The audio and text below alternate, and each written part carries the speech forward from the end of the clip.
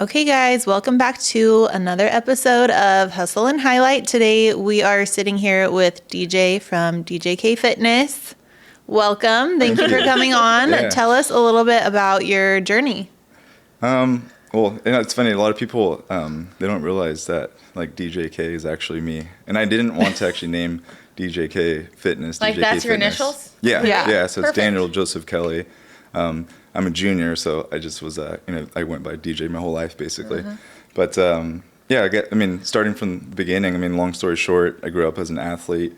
Always just kind of found, fitness as a good outlet, and and it turned into more, which I can get deeper to in a second. But long story short, I just kind of got to this point where I was just fascinated with why wouldn't you want to take care of like the one body you have, and like why wouldn't you want to perform at an optimal level, just as far as like the way you think, feel, and just Right. operate, and to be able to just enjoy the best of life. And so that's like my overall goal and passion and dream to spread, and why I've created the gym.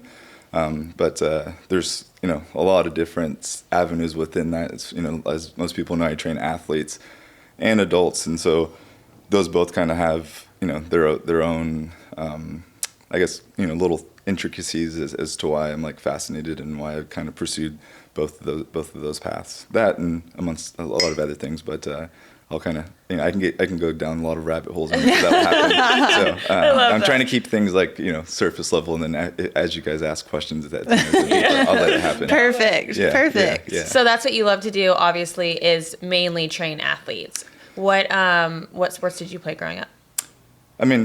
I think everybody has a little bit of athlete in them. Yeah. So I Yeah, think that's I also agree. what I agree. makes my like workouts unique. You guys both were members there, and Yeah. I try to add like little aspects of being an athlete even to my adult classes. And if you think about it, an athlete is supposed to be functioning at their potentially highest level possible, which Yeah. is ideal for most people. That's what I think most people want. So the question was. What sports did you play What when you were sports? Yeah. growing up? Yeah. What did I ask? Yeah, exactly. I did a 4:45 class. I coach 4:45 classes on Fridays. So, Oh, So wow. it's basically lunchtime to you right now. yeah, pretty much. Yeah. I do keep. So usually Fridays I'll start super early and get done relatively early, and like I have a golf round today at 12:40. So, Oh, yeah. nice. I learned it from my grandparents. They always like kept their Fridays like sacred and stuff. Yeah. They're always I like love used to that. have like steaks and stuff like that, and so I still to this day really try to keep my Fridays, if I do Open. work, open and Yeah. flexible. That's nice. That Yeah. is nice. It sets you up for success for the weekend, I feel like. Yeah, exactly. Yeah. So, but I played mostly football. That was like football and track. I actually got forced to play track, but growing up, I played all sports. Baseball. I actually wanted to play baseball in high school, and then I got cut from the freshman team because they wanted me to run track, and I was like, I don't want to run track. And then I ended up that loving, sucks. But and then track, I ended up really, really loving it. So everything. I believe everything works out the way it's supposed to, and Yeah. you might not know at that time why you're going through what you're going through, but I've always just found in my life, or at least the way that I've seen the kind of things play out, that things happen for a reason. Yeah, exactly. totally. Yeah. How long have you been training for? Myself or like Like professionally? professionally, yeah. Oh yeah. Well, straight out of college, so like since I was 20, which is about almost 13 years. That's Wow. awesome. Yeah. That's amazing. Yeah, and I think being a trainer, and like I'm sure like similar to I've said this story to a lot of people trying to get started. Being a trainer is it's tough because you go through that beginning period, just like I'm sure hairstylists do, just like real estate agents do, where it's kind of like the valley of despair. You don't, you can't, you're not really making that much money. Right. You're just figuring it out. Exactly. Yeah. Yeah. And if you don't really have the ability to take those risks because you have kids, or because you have obligations to pay for, you're either doing two jobs because you're doing the one job that's giving you the stable income while you build your business, or from luckily in my situation, I was young when I started. I just got back from college, and I lived at home, so I didn't really care about the money. Yeah. Yeah. I obviously wanted to get paid, but my primary goal is just to like learn as much as I can. Right. That's ideal. Yeah, and I loved it too. I was single. I was just like I started at 4:00, and I would take you regardless of what time you said. And I was working at In Shape at the time, and I worked so much they didn't allow you to work 40 hours a week that like there was certain days that I would come into work and I would have to move basically the hours that I trained the previous week to like random days, Oh, wow. just because they didn't let me like work more than I wanted. But at that You were time, always there. Yeah. but I loved it. It's like a second home. I lived I was at Browns Valley in Shape. Is that how you Yeah. built a lot of your clientele? Is just obviously networking and working at the gym? Yeah, that first. Yeah, that was that was the beginning of it. It's a common like playbook that I saw and kind of found, and and I just kind of looked down the road too as to like what I needed to do to be in this, because one of the things I still hate and I hated when I first started training is like guys at the gym would be like, oh yeah, I used to be a trainer, like that's and they kind of made it seem like it was just like a little hobby. Yeah. And I was like, it's not just like a little hobby. This thing can be like it's a much more than business. that. Yeah, Right, like, right. It's gonna be huge. Well, nowadays it's like back then it's like networking was just like kind of talking to one another. Now you're like a social media manager and all these it's other things. so many you other kinda have to jobs. show up Oh yeah. other ways, which is hard, right? Yeah. That's what's tough, especially within the fitness world too. That you can be the best trainer in the world, but if you don't know how to market, it doesn't matter. It doesn't matter. Yeah. Yeah. Which is so sad because I feel like there's a lot of wasted talent there where people just don't know how to navigate social media. Really, that's what marketing is now. Yeah. So I feel like that's kind of crappy, Yeah, it is. And then it's the opposite way too, where like if you're really good at marketing, but You have are no really idea not- what you're doing Yeah, in the but gym. you can make it look really pretty, and people are attracted to that too. Or Yeah. like it's within like the athlete world, it happens all the time where like certain trainers will train a professional athlete, and they'll get a lot of credibility just based off of who they're training. Right. And if you look at it and know like what's actually happening, it's just like that's just like straight up like it looks really cool, but it's not actually helping that athlete.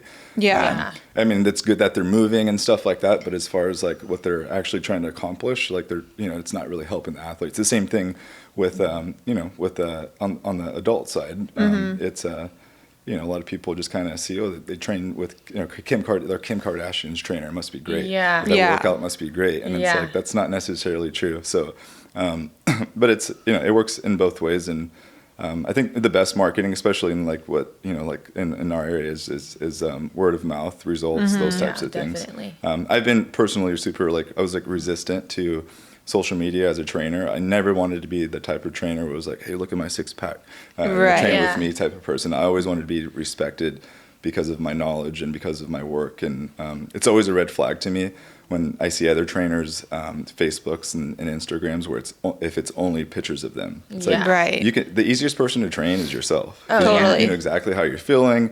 You know how much You know you how can your push body yourself. cooperates, that kind of thing. Exactly, yeah. But to be able to like, look at just everyday Joe and be able to determine like how they're feeling and how to best lead them to a success within that realm is, that's a true trainer. Right. And that I had that experience when I first started. I didn't realize, my first client, he was 52 years old and never stepped foot in the gym. And I was like, Wow. You just kind of have this perception, especially being a young guy Yeah. and an athlete, that like everybody knows what a bicep curl is. Everybody knows how to squat. And Yeah. you're just like, whoa. You kind of had to teach it Yeah. from the ground up. Starting from nothing. But I feel like that's that wild. kind of like sets you up for success too. Like that Oh, way yeah. you can deal with any type of client. You know Exactly, what I mean? Right. Exactly. But yeah. also I feel like the nutrition side of things is like a huge aspect of training someone, right? When yeah. you guys do macro counting and stuff, I think it's pure gibberish. I don't care how many times someone explained it to me, I still can't figure it out. Yeah. Well, I mean, like, is that what you recommend to a lot of people? Is the macro situation? Nutrition, the best. I mean, I don't even like call it diet, but the best diet is what you can stick to. Right.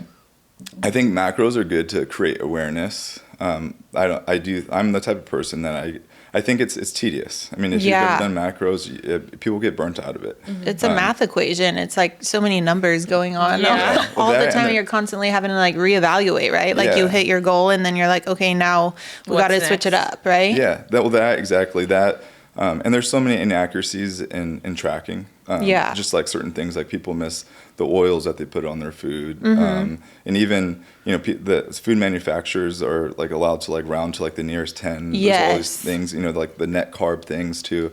Again, I can go down a big rabbit hole about all that type of stuff, but it's just I think it is good though to create awareness. If you've never, Yeah. done it, I think it's good to do it for like a month or so, just to kind of see like, oh man, I am really low on protein, or I'm really low on carbs, or whatever the case may be. And so it kind of creates awareness. But as far as, I don't do it. Sometimes Yeah. I'll do it just to kind of like, I'm going on vacation, I'm gonna see where I'm at and stuff. But plus I've done it for so long. But I think for me, to be quite honest, I think to create just intuition, however that is, a journey for people. But I think just being able to learn how to, like the macro thing, like yes, do it. And then once you hit your numbers, like how does that look like in food? How does that feel like in your body? Right. And just being able to like replicate that over. But as far as like trying to track everything, I think that's unsustainable. Yeah. But I do think if you are going to track macros, some tips that I do have, is try to like pre-plan your days, and then it's just executing. I think that like going through your day and tracking as you go is, in a recipe, it becomes frustrating, because you'll get to like the end of the day and you'll be like, holy crap, I'm way back behind on protein, and you start shoving stuff down your food, Right. or whatever. And like me, I was always trying to gain weight, and I'd be like super low on like carbs, and then I'd put down cookies or whatever I needed to get my protein. Yeah. And Easy stuff. and so it's just and I think the better way to do it is to be like, okay, if I had this for breakfast, and if I had this for lunch, and put this snack in, and had this for dinner, what does that look like? Like you already know what your day is set up Then like. it's just Right. executing. Yeah. Right. Yeah. And then it's just executing. It's just like laying your clothes out, the day before. You don't have to, when you wake up and you're like, oh, I'm tired, sad, whatever the case may be. It's She does just that. executing. Yeah. I mean, me and one of my college roommates, we got on a kick. What was it? I can't remember what book it was.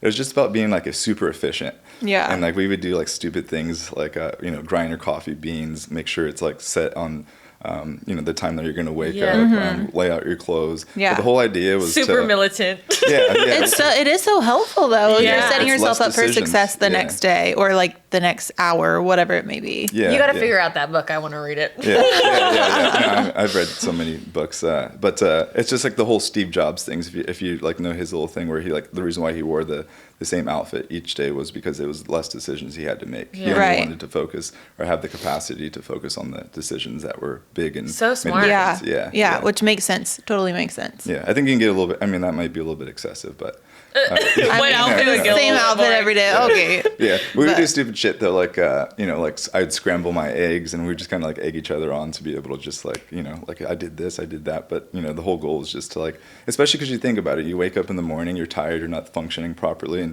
you might not be. And then so if you're in a space the day before where you're like, thinking at a high level, when you wake up, you can account for that and just be like, boom, I just got to execute and just make it happen. Right. Yeah, especially with things like Wow. going to the gym. I'm going to Yeah. try this. Yeah. That makes sense. Yeah. I mean, you think about it. You wake up at 4 a.m. and then you have to pick out your pants and your sports bra and your socks and your alarm late shoes to the and gym. but if you do it the Going night back to before, bed. it's like Yeah. your alarm goes off at 4. You go into the bathroom, put your clothes on because they're already set out. It's like easy, Yeah. Yeah. you know. And you just execute. Yeah. I Yeah. mean, like certain things like, having your pre-workout ready. Like I always go to the gym with a scoop of protein at the bottom of a protein shake. Okay. Or like one of those little shaker cups. Yeah, I think I've seen you talk about that. Like you Yeah. always just chug it right after, right? Yeah. I've heard some like recent research. I don't know if it's recent that like that's not necessarily the most optimal thing to do, but it's always worked for me. And I think just having protein in your system is better than not having protein in your system. Yeah. So I'd rather I feel like there's always going to be a counter argument to always, anything. yeah. Oh, yeah. That's the thing about fitness is there's so much like, research and those types of things. And this is not just in fitness. And I read a book. I think this book was Start With Why, that we were going from like what was called like the information age, where there's like we were just learning like a lot of information through like the internet and stuff like that. To what's going to be called like, and I think we're in it now, like the context age. There's so much information Right. out there. Is like, well, how do I figure out what's good for me and what's valid? Those types of things. Because obviously there's more information now than we've ever had before. Yeah. But yet we have more diabetes than ever than before, higher heart Right. rate, like more divorce, all this type of stuff. So information is clearly not the key. It's the process of processing the information. Like what information is going to be good for you. Yeah. And that's so true with fitness is, that's what's challenging too, because what might work for me or might work for you isn't going to be the same. And then, like you kind of mentioned earlier, your body changes as you age and those types of things. And so what might have worked for you in the past also might not work for you now. So it's tough. And then another like thing that happens, because our body's super smart, we're built for adaptability. That's how you get stronger. You put it under stress and you get stronger. It's the same thing with diets and things like that. Your body will get used to a certain thing that you do to it for a period of time. And so having even certain like different methods of quote unquote dieting is always good to have, because you can like shock the system. Right. Those types of things. But I think, I don't know, I think people make it too difficult as well too. Just think about it. Yeah. Do you feel like that's where the intuitive eating comes in, is where like your body gets used to something, or maybe like you're aging and you have to like switch it up? Because sometimes I feel like, man, today I just like, I'm craving a lot of like protein or a lot of like fats or a lot of whatever it may be. Yeah. Do you feel like that is an okay way to be like consuming your food? And this, I feel like this is a hard question, because a lot of people are like, well, I want cookies all day, you know, that but normally means that you're lacking protein, right? If you're craving sugar. sweets. Yeah. No, not necessarily. I mean, usually sugar, you're craving sugar because you're going a little roller coaster of like having sugar, and your body gets used to that and those types of things. Yeah, I mean, it's tough because we all come from different backgrounds as well too. Like I was raised by my mom. I'm the first kid. My mom had me when she was in high school, and so I was raised at my grandma's house with my grandparents. And my grandma was a nurse, for like a hospice nurse, and so like she always grew up with like teaching us like. We always had a salad, and we always had like a protein and a starch and a green. And so I thought that was just like healthy. You know, that's how you ate. Yeah. And I grew up that way. Like I used to eat like straight up like packages of spinach and stuff like that. Which is not the most terrible thing. No, yeah. No, well, basically what I'm getting to is like, I didn't realize until I started really working with people that like people don't have that type of education, or they're raised, especially, I mean, California's a little bit different, but if you like looked at like people, and like I've seen like in Kentucky where they straight up like, drink like soda all day, and that's just the thing that they scary. do. Yeah. It's like people, it's hard to talk to everybody. You have to figure out where people are at within their journey and how much they know about like nutrition in general. Because it's the curse, what they call like the curse of knowledge. Yeah. So you've been doing it for so long that you kind of think that everybody has like a certain level, but you don't realize.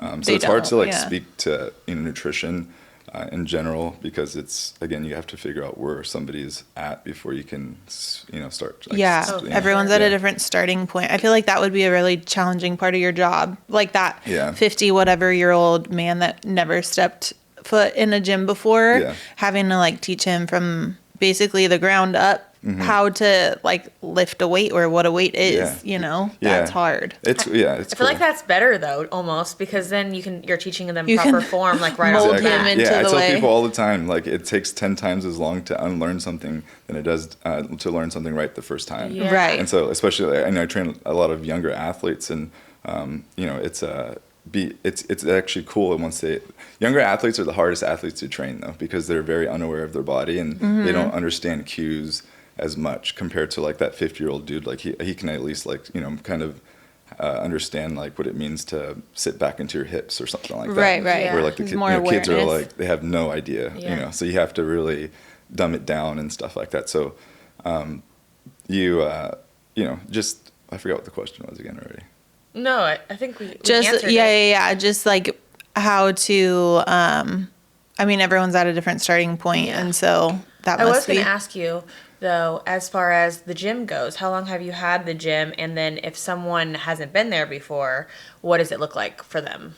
Like, what is the process? What do the classes method? look like? Yeah. I remember what the question was. Another benefit before we move, I'll answer your question. It's just another benefit for somebody that's new is that, again, the way that bodies grow is by adaptability. And so like when you're brand new to something, you're going to experience this like initial shock where you get like a whole bunch of results. And so it's really cool to see that when you first experience that. It does take you going. Yeah, exactly. And it does take you a while to like get to the point of understanding like how to push your body, those types, and then understanding how to like move properly. Like you obviously can't, it's hard to push your body especially within weightlifting, because you have to like know how to squat. It's easy to do to do cardio, and that's why a lot of people resort to that, because it's just like hop on and push your body type thing. But when it comes to I hate cardio. yeah, yeah. Most people do. Yeah, yeah. When it comes to weightlifting, you have to kind of get to a certain point once you start experiencing those benefits. But then what becomes frustrating, and what I was going to talk about, or was talking about earlier, is as you become leaner, stronger, more experienced in the gym, your body becomes more adaptable, meaning that you have to change variables more frequently in order to move forward. And so like you have to do what's called like diet breaks, for example. So like if you're trying to get lean, the leaner you are already, the more what like quote unquote diet breaks you have to do in order to change your hormones and things like that, like ghrelin and leptin, like your hunger and satiety hormones.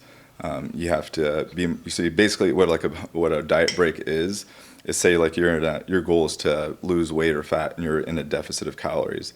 Well, you would have to, like, every 2 to 4 weeks, like, take a break, and that break means that you kind of just eat at maintenance, reset your hormones, and then go back into it. And you have to do that more. And that helps you lose more weight too, right? Yeah, because you basically are just resetting your hormones. Otherwise, your body becomes, it's called metabolic adaptations, but your body just starts to become accustomed to what you're doing to it. So basically, if you're supposed to be eating 2,000 calories, you're only eating 1,500.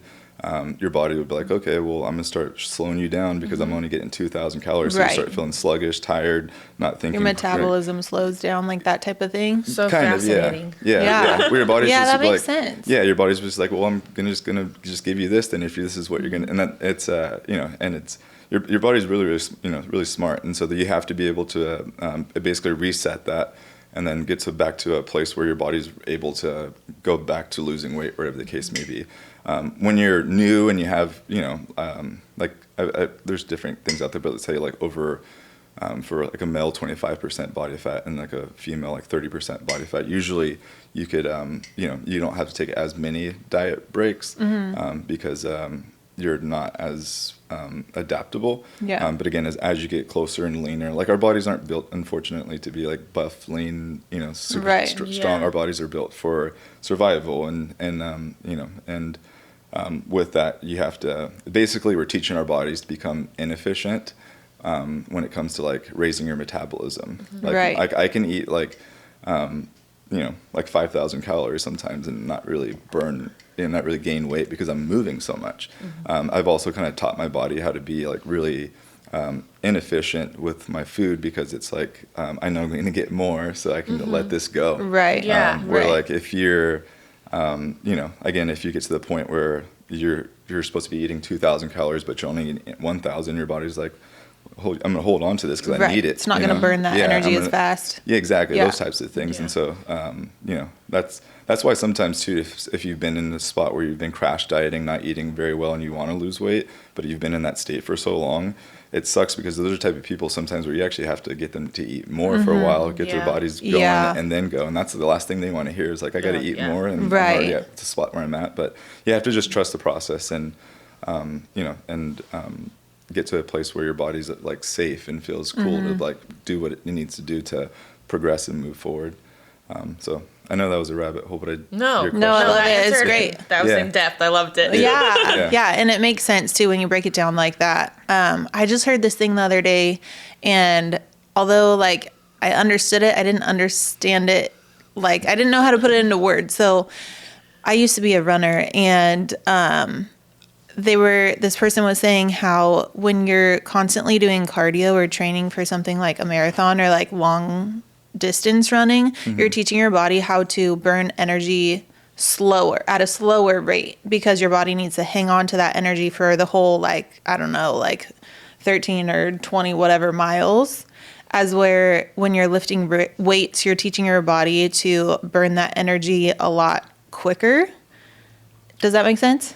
Yeah, it made sense to me when I heard it, and I was like, "Oh, how interesting!" Energy systems, but I wouldn't necessarily say that your body burns. I would say that's more of like a mindset type thing. For example, like because I do a lot of speed training, for example, and it takes me a long time to get the mindset that I need from my athletes because they're so used to being pushed long distances. Right. And so when I come out there, and the speed training, just long story short, like the way you get faster is like to run above 90% or more of your max. Well, you can't run above 90% or more of your maximal efforts if you're tired and fatigued. And so like when we do speed training, I'll have people sprint as fast as they can, and they'll take super long breaks. And when I first go out there and start working with teams, they're kind of like, why are we taking super long breaks? Like, why aren't we going right to the next one? But the whole point is, what I'm getting to is, you have different like energy systems. You have like your ATP system, which basically is like the system, your short, that's like your quick explosive burst system. So that's like when you're doing sprints. A sprint, sure. Yeah. Usually it lasts for about like 40 seconds or so. It depends on the person. That's why creatine is like one of the very few supplements that I recommend, because it actually helps that last a little bit longer. Oh, good to know. Yeah. Creatine's one of the very She's so few. hesitant to take it. I'm new in the creatine world. I've been taking it for like a month now, but yeah, keep going. It's one of the tried and true and the few supplements that I recommend. Yeah. For everybody. But then there's a lactic system, which is kind of like that middle distance type of. So that's kind of like your intervals where you would keep your heart rate elevated, but not like it wouldn't drop completely down. That's kind of like a HIIT workout maybe would be. Somewhat, yeah. I would like say that. Yeah. Okay. Yeah. Where you allow your heart rate to come up and down, and then your oxidative system, or like your aerobic system, is going to be more like your long distance stuff. That's going to be like 20 plus minutes. That's going to be more like your marathons and That's things. the one I need to work on. Yeah. But that's like, I mean, tired of this, Grandpa. Yeah. I think aerobics, I don't know. I mean, that's the most boring too, though. But I do think it's necessary. But I like to personally do it with like hikes and things like that. Where it's like, it doesn't feel like I'm doing it. I feel like I need to do that more often. We both do. Yeah. I mean, I don't know. Running I to love a me, good hike. running to me was always like a therapeutic thing where I could just put my headphones on, or sometimes not, and just like go. Yeah. And like, especially now being a mom and a business owner and like having all the chaos around me, sometimes I just need to like be doing something that's somewhat mindless, which like for some people it's not mindless. It's She hard, does sprints on the Stairmaster, and I'm like, I'm just gonna watch. But sometimes no, that's what, like, you know how people talk about like their shower thoughts, like thoughts come to them like when they finally have a moment of quiet. Silence. That's like what it is for me. Like the thoughts that come to mind when I could just like run outside or like do something that's somewhat mindless, or like sometimes I'll just like be talking to my notes in my phone, like if something comes to me. You learn a lot about yourself when you run too. Because like you get to those points where you're like, talking to yourself, like, should I keep going? Should I, and then like, you start to kind of. It's a mental thing. It is. Like how far and how long can you push yourself? Yeah. And then we're so bombarded now too with like information that we kind of lose sight of like what our actual own thoughts are, and not like everything else that we're hearing. So for me, having that time to be quiet, and kind of being your own. That's why I love working out, and I'm pretty intense when I work out. Like I always had my headphones on. And I'll talk to anybody, but it's just like when I'm working out, just don't leave me alone. Just act like we don't see each other. That's why it's really hard for me to work out with people in general, because I know, I guess I don't know how else to say this, but I know more than most people when it comes to fitness. Right. And so you've been in it for so long. Yeah, and I had a trainer when I was 11 years old. That's where it kind of first started, and so I've been working in the gym type since for over 20 years, and I'm only 33, and just having just kind of zoning out. And when I work out with people, it's they'll always ask me, "Oh, why are we doing this?" Because I know so many for me, being in the gym is like expressing art. It's like an art form, because there's so many different things that I know, and I'll just go in the gym and I'll be like, I want to achieve this, and I know so many different ways to do it, and that's what's fun for me, and that's what keeps me going back to the gym, and that's what I try to like teach people as well too, is not to be so fixated on a certain program or certain like exercise. Learn the principles behind that exercise that you're trying to achieve, and then that's what makes it fun, is like being able to be like, okay, I'm trying to achieve a vertical pull down. How can I achieve that? Well, the lat pull down's taken because I'm at a busy gym. Like, how else can I achieve that pull up or something like that, or something along those lines? There's so many different ways to achieve that, and then there's a whole bunch of other things, like I'll do certain things, like let's say like we'll go, like if I'm doing a pull down, I'll go super slow on the way up, or I'll do like a pause, or I'll do like a 1 1/4, and I just have fun with it, just like that, and I think I think that's super key and makes fitness more sustainable, because Yeah. everybody gets burnt out, or most people get burnt out doing the same things Yeah. over and over again. Although, that's what works. Yeah. But it's also reasonable to believe that you get burnt out doing boring the same Yeah. thing over and Yeah. over and over I will again. say mentally, like going to the gym, like I feel like everyone, I mean, not everybody, but a lot of people have that like, this is a chore type thing. Yeah. And then after you get past that rut, it's like kind of addicting. Yeah, You're yeah. Yeah. like, this is like, if I don't go to the gym now, I feel like a couch potato. Like, I Yeah, just it feel feels gross, completely you know? necessary, as it should be. But what would you? I feel like a lot of people are like, "Oh, I'm just not motivated," and whatever. Like, what? How do you navigate that in, like, maybe one of your clients? Like, if someone's just like, "Oh, I'm just not motivated Yeah. lately," and you're like, I don't know. For me, I'd be like, too bad. Yeah, yeah. Like, it I doesn't know. matter if you're yeah. motivated. You That's have to still do the thing. Just like sometimes you don't want to go to work, but you have to. Exactly. Like, that's how I see You have it. to create pressure, and everybody's different. I had a really good mentor that used to say some people are motivated by the nightmare and some people are motivated by the dream. Unfortunately, a lot of people are motivated by the nightmare, and what I mean by That's that me. is like having Getting fat. No, I mean, well, Well, even just, like, like, the sadder negative. things too, like having a heart attack with Oh, yeah. like somebody that's close to you, and you're Yeah. like realizing, like, man, I got to take care of myself. Yeah, or- but then sometimes it's too late. Like, you Yeah. gotta really jump on it. You know what I mean? Yeah, that's what I'm saying. People wait for like a tragedy or something bad to happen before they start making moves. Yeah. That's most people in general. Like, people are really reactive as opposed to proactive, and they're waiting for something to happen. And if that's what it takes, unfortunately, that's what it takes. There's, again, that's the silver lining, and like I mentioned in the beginning, where things happen to you for a reason. Yeah. You just got to Yeah. figure out what that reason is. But the other way too, which is obviously I think the better way, is to focus on like the positive, like what you can do and what you can be, and sometimes you just have to lean on some on trust of like just trusting me as a trainer to be like, dude, I know it doesn't feel like it now, but just stick with it for like 6 Yeah. weeks and you'll be a Yeah. whole nother person. Because some people are so deep into like certain places because of just lack of taking care of themselves that it's hard for them to even think about what it feels like to be in a healthy place. And that's that's kind of when I first started talking on this podcast about stuff. At first it was wanting just for fitness in general, like why I'm passionate about fitness.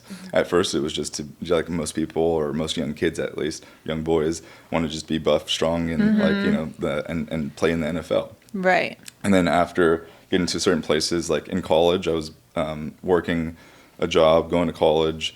My mom was at home doing like multiple jobs and stuff to pay for college. And I got to this point too where I was like, I stopped taking care of myself. I was choosing between partying or eating. And a lot of times I would like, I'm gonna go party instead of eat. And I just got to this place where I was just kind of like, man, and life at that time too was super hard with trying to get school done, trying to work, working, all those types of things. Yeah. And I just found myself like, man, why is life so damn hard? And Yeah. it was because I wasn't taking care of Yeah, myself. it all comes down Right. to discipline, My right? capacity was like this, Yeah. and like that's what. And for me, fitness, one of the biggest things and joys that I want to give to people and share with people is just like increase your capacity to do more and enjoy things out of life. Life's so much easier when you're functioning at a high level because you're healthy, you're taking care of yourself, and that's what eventually I kind of found really, really deep passion, and not just giving that to just athletes, but with anybody that had the desire to want to change and do more and experience more out of life.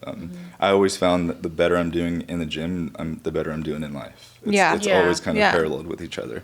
Right. And I think again, it's just that you think clearly, you feel good about yourself, you're able to function at a high level. And again, you don't really understand that until you experience it, and just trust me and believe it and just push through it. And even though you might not believe it in the beginning, you have to just, blinders and work. And then Right. it gets to the point where, and because I haven't had to restart many times in my life because I've been so damn consistent.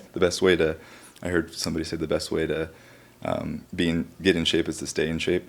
But there has been times where I've been forced to like stop training, or where I chose not to work out, like shoulder surgery, those types of things. And when I get to those spots, and even right now, to be quite honest, because I've had to sacrifice so much to build my business, like I'm not where I would like to within my routine, but I just kind of understand where I'm at, and I do the best I can where I'm at now. But just kind of understanding you have to pay a price sometime in your life. And I forgot where I was going with that. I mean, I feel like that's just life. It ebbs and flows, though. You know what I mean? It's like, everyone talks about like the balance, but like, is there ever a real good balance? Like nothing is ever accordingly. Yeah. I feel like sometimes, I don't know. And being in the gym consistently, I think it proves to people, like to themselves, that, oh, I could take these actionable steps to feel better about myself and my body, so I can take these actionable steps outside of the gym, like maybe if it's work or personal life or like motherhood or whatever it may be, you know, it kind of proves to them like, oh, I can do all of this, you know? And then of course, being in the gym, it gives you more energy to do those things outside of the gym. Like it sets you up for success. Yeah. Even like, so like I'll talk to both of kind of, I'm sure people that the people are going to be listening with like mothers. It's funny. I was just talking to somebody about, you know, I've trained people so long where I've like been able to train mothers that have had like 2 kids, and you'll have like the first timer mother, and there'll be like one of 2 camps. A lot of mothers will be in the camp of like, they want to be with their baby, those types of things, which is understandable. Obviously, it's your first child, you know, those types of things, and then they'll check out. And usually, you know, if they don't have another kid and kick the can down the road, 2 or 3 years later, they'll regret they didn't get back to it earlier. They wish they would have started earlier because the kid now is doing their thing, and it becomes frustrating. Yeah, that happens often. I've had even the case too where the second baby will come and they're like, heck, I'm not stopping. Like I'm gonna keep going. I did it the first time and I stopped, and it was so hard for me to get back on the wagon, so I'm not gonna stop this time. You know, just again understanding that. The same thing with business owners and stuff too. In order to provide, you have to be able to be functioning at a high level. So you're not taking it away from your kids. You're trying to give them more, and you're also trying to set a good example. Totally. Of like what you want, you know, what it takes to live like a fruitful life.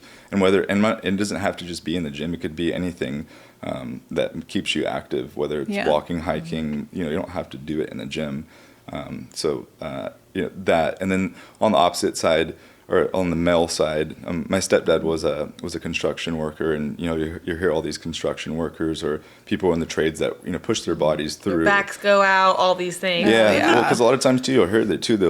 And a lot of them are big drinkers and don't take care of their bodies as well too. It's a common thing in the trades. Eating fast food and all the things. Yeah, but they just work their ass off, and they come home, they go to sleep, and they redo it, and you know, and so you talk to them about getting into the gym. They're like, "Do you already do all this?" And like, and I'll tell them like, well, push yourself an extra 2 hours, and then the days that you don't go to the gym, you have that 2 hours extra of capacity, so you can go home and do the stuff you need to do at home. You know, your wife's not gonna be pissed off at you because you've been sitting and you know having been doing landscaping for a long time. You don't have unfinished projects. Those types of things. And again, but it is hard because again, your body gets used to anything you've been doing to it for a long time. So when your capacity is only here, it's hard to see what it would be. If you did increase your capacity, but you have to again just trust the process and believe that, find that motivation.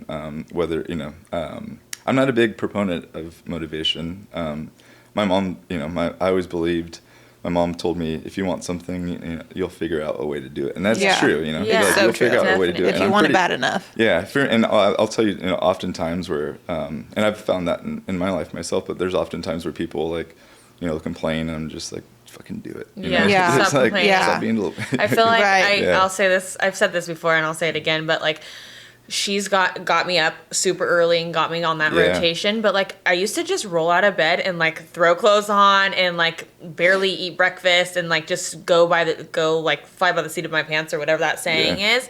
And now that I'm waking up early, I have like this like 4 or 5 hours before I even have to be at work, and it's kind of nice, you know. And then I'm making breakfast for my kids, I'm setting out their clothes, like I'm actually eating, you know. It's like you just feel, now I feel like I don't even have enough hours in the day, you know? Like I can do so much more. It's a good routine to get into, that's for dang sure. If you can, I mean, you get started before like the world does, you know. That's what I feel like. I said this the other day, but I feel like when you do get up early and you're, you know, like moving your body and like doing whatever you need to do. I don't know. I feel like I do more before 8 a.m. than most people do all day sometimes. Yeah, It's just like, you know, I feel like it's just. For the longest time, I was like, she's batshit crazy. Yeah, And I might be, sure, but you know, But it now works. I like it. Yeah, It works for me. and you got to have like, and that's good that you've created like that pressure and stuff like that. Whether it's with some like accountability partner, you know, it seems like you've created that pressure in that sense. Some people have to do it with, you know, I kind of did it to a certain extent with the gym. You know how many times I don't want to go to like train, but I have to. Like, I can't just be like, oh, I'm not showing up to class today. Yeah. I Right. have to because people are depending on me. So Yeah. I created that pressure. I do things on purpose to push myself. You know, like I'll tell people, and sometimes I fall short, which is okay in my mind. But I'll tell people certain things that I'm going to do that I don't necessarily want to do, but when I tell people that I'm going to do forces it, you You're to like, do it. shit, I'm now I not have gonna to fall do short, it. or, Yeah. or I'm Yeah. going to tell somebody why I didn't do it. I love that. Those types of things, you have to create that pressure somehow. It's always, you know, cool, and like in college, it's so easy because you have like your roommates and stuff and things like that. But yeah, you got to find that friend. That's an easy one to create that pressure that, you know, forces you to go to the gym. The community. That's like a big like. I heard that was a good marketing thing within the gym space was people can quit gyms, but they have a harder time quitting communities. So it's not about just like the 100%. workout. It's more about like the community, getting people to know each other, embrace that like culture of consistency and the things that it takes to be successful. Right. The fitness realm. accountability there. Circling back to the gym aspect, how long have you owned the gym? I've owned the gym. We just passed not too long ago, at least 3 years since we've been in operation. I got it. It was always my goal to actually open a gym by the time I was 30. And ironically, the month I turned 30, I signed for the gym. Wow. Oh, Yeah, wow. November 3 years ago. Yeah. It's all a blur. And then, so for people that don't know what it looks like to come to DJK, what does that look like for them? So it's basically, I tried to find like that middle ground of CrossFit and HIIT. So it just never really made sense to me because, you know, again, I've been a trainer for, you know, I did the personal training thing for a long time. And then I worked at Orange Theory, which was awesome group training experience. It was the first time where like, because when I thought of group training, I thought about like my mom's like Zumba classes and like their little like Les Mills classes. Oh my God, I used to love like those. Yeah, my mom was the Zumba queen. Yeah, my mom was like the Zumba queen. Jazzercise. Yeah. And so that's what I thought that was. And then Orange Theory showed me that like group training could be for anybody. And it was a really cool system to see like, you know, you could be grandma or an elite athlete and anybody can get a good workout. Oh, yeah. And based on the system that was in place.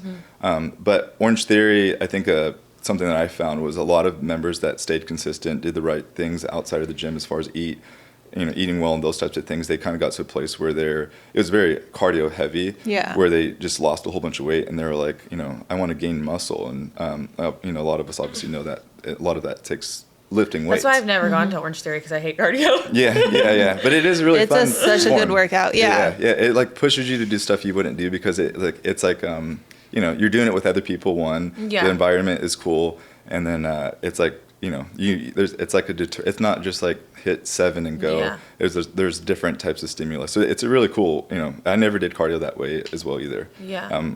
And it was a really fun system in place. But then again, it just kind of got to the place where a lot of people would lose weight and they wanted to lift more. And a lot of people knew I trained outside of Orange Theory as well too. And so they would come to me and you know, wanted to lift weights and things like that. So that was the way I kind of, I didn't necessarily go into it with that mindset of like, I'm going to pull clientele from this. That's just kind of what happened. And then I saw like there wasn't anything out there. I got to a point basically myself where I was starting to do all these like group classes. Like, you know, I'd start to like fill up all these groups because, you know, I started raising my prices because that was one way I can increase my demand. I was like, well, I'll just start weeding people out because I'll raise my prices and certain people can afford me. And then I was like, well, I still have more people coming in, so then I'll just start doing like small like group classes. And so I started having these small groups of like 3 to 5. Well, I was at this small gym and I started running out of space. And so I was like, crap, like I still want to deliver you know, a high level of service, but how can I leverage myself? That, and then I saw when I first worked at In Shape, I always networked. I talked to a lot of people, and I always believe you can learn, you know, something from everybody. But there was a guy there, and he was actually the #1 trainer in all of In Shape. Well, he killed it. He was an ultra marathon runner. He would run over like 100-mile marathons. Yeah, he would come. He would come to the gym like the next week, and he couldn't wear shoes for like 2 or 3 days because his feet were just like so swollen. Oh, that's terrible. But That's a no. Yeah, he's the dude's. I realized how much of a beast he was after a couple years later. I was like, man, that dude was a beast. He would run. He would go and like it would be like 100 and like something degrees outside, and he'd be running like with sweaters just to like heat train. Yeah. But anyways, he like Wild. he would start at like 4 o'clock and be done at 12, and he had like a really good clientele base and those types of things. Well, he had kid number 3, and when he had kid number 3, he left and he was like, dude, I need to get benefits and those types of things and provide basically a better living for my family. Well, In Shape took a whole bunch of money from you. Like clients were paying $60 to $70 a session, and we were getting paid like $20, $17, and so. I saw that and I was like, dude, I got to figure out like how to build something. How to make all of that. Yeah. Before it gets too late, before I start like having my own kids, having my own family, and then I need benefits or whatever the case may be. I got to like make sure that I start treating this thing serious. And so I went to a seminar that was by David Alexander, who's he used to train like LeBron James and stuff, and he owns a gym out in Miami, and he. Kind of long story short, kind of just was like really made it, seem possible to kind of create something that we like. And he said it too, like we should be getting paid like the same as doctors, and it should be seen at that same level of a profession because we do make these. I sometimes people come to me after working with physical therapists, and it's like, man, that person didn't really do much for you. Not that the physical therapists aren't good. That's a whole other story. But anyways, and then I kind of broke off. From the gym, from In Shape, started, and then I took basically half of my clients. That's when I really had to learn how to market, because something that In Shape did for me is people constantly saw me training, and so then I kind of was able to pull clients that way, those types of things. Well, when you're at a private gym like I was at, that you stop getting that traffic and that flow of people coming to see you, and so I had to like figure out how to market. So I got that point. Again, I built up my clientele there. I was working at Orange Theory. And then I got and I also kind of was like looking around. I was like, what out there besides CrossFit allows people to lift weights without, like, people don't need to. I think CrossFit's great. I'm gonna start with that. I think there's good things about CrossFit. They do a really good job with like community structure. There's a lot of good things in it. But at the end of the day, it does have a high injury rate. It's like over 75%. And there's a lot of things that they do that don't need to be done in order to achieve the results that people want. Lots of high impact stuff. Yeah, like the Olympic lifting. It's super challenging. Yeah, it's really. I mean, the more skill something takes, the lower the compliance is. Like if that's why again cardio is so easy, because it's easy to do. Yeah, it's a low entry of walking is really easy to do, but doing power cleans at a high level when you're in a fatigue state is a recipe so dangerous. Yeah. And most women just want a nice butt and a good upper body, and same thing with men, and you don't need to do these types of things in order to achieve that. Right. You can do this traditional squat, bench, deadlift at a really high level, and just do it well and have it programmed and systemized to where you'll get the results that you want. And it just was like fascinating to me that there wasn't a system like on a wide scale that provided that within a group class. And that's what I love about your gym too, is because you have 3 groups in every one group. So functional, strength, and then what, cardio? Cross training. We're actually trying to get rid of that, to be quite honest. Really? Yeah. But we literally just told our members to not necessarily bad talk it and look down on it, because we're trying to embrace it. And there is some good elements of it. I liked it. Yeah, but honestly, it's kind of the same thing that happened to me at the old gym. I got to the front room was supposed to actually be, because there's 2 rooms. The front room was supposed to be like the personal training room, and the back room was going to be my group training room. Okay. Well, it got to the point where my group training took over, and then I also realized it wasn't possible to do personal training, and it was possible, but it was distracting for personal training. Totally. For group Because your training. max class size is 15, correct? Currently, yes. Yes. Yeah. And so, but the ideal situation is that we just have the cross training. The strength and the cross training. So there's 3 blocks. There's the strength block, which is like everybody has their own squat rack. You do squat, bench, deadlift, those big movements that you can do at a squat rack. then we have what's called our functional block, and that's usually kind of like our more fluid movements. You use dumbbells, kettlebells, those types of things that are going to be a little bit more fluid. We'll do like sled pushes, those types of things. And then our cross-training block, again, was kind of birthed out of not having space, and so we're just like, well, let's do something with it. And there's elements of the functional block that I had in there, like box jumps. There's like cables in there. And I still, even when we get rid of it, because I'm actually doing... Actually, I'm not supposed to say this because I didn't tell my landlord. But, Don't listen. it's okay. Yeah, we're knocking some stuff down to open up some space to be able to basically have just the strength block and the functional block. But even when we get rid of the cross training block, I still want box jumps to be in there. I still want cables to be in there. Those types of things. Certain elements from that. Yeah. So because just the 3 groups is cool, but it's just a lot to do within an hour. That's why I feel like it's nice though, because then the hour goes by hella quick and you feel like you got a lot done. You know what I mean? Yeah, it does. Yeah, and it's like you waste time, at a commercial gym setting up stuff, finding the stuff, those types of things, and then when things are laid out for you. It's easy to execute. Yeah, you do a lot in an hour. Yeah, and a lot of times, honestly, the best exercises, the exercises that you don't want to do, and when it's on, I hate Bulgarians. when it's on the plane, I hate pull-ups. and that's when it's on the plane, you do it. 'Cause, I don't even think I can do a pull up. Yeah, I can't. Give me the bands. I still follow a program. I know I mentioned I kind of go and freestyle every once in a while, but I still follow a program myself, even though I know a lot. Yeah. Because again, it keeps me. It does stuff. I do stuff that I wouldn't do by myself. Yeah. And it keeps me focused. If I go in there and I don't have a plan, you kind of just tend to do the things that It's not as effective. or you're good at. Yeah. And you're comfortable with. Yeah. Where like I hate front squats, but if they're on the program and the type of person, then I'll do it. Because that's what's on the program. Yeah. And you do it for the results, not because it feels good at that time. Right. Exactly. Yeah. So I feel like we got to have you back on because I am filled with knowledge. Yeah. I can go down a lot of rabbit holes. So I love that. Love it. Yeah.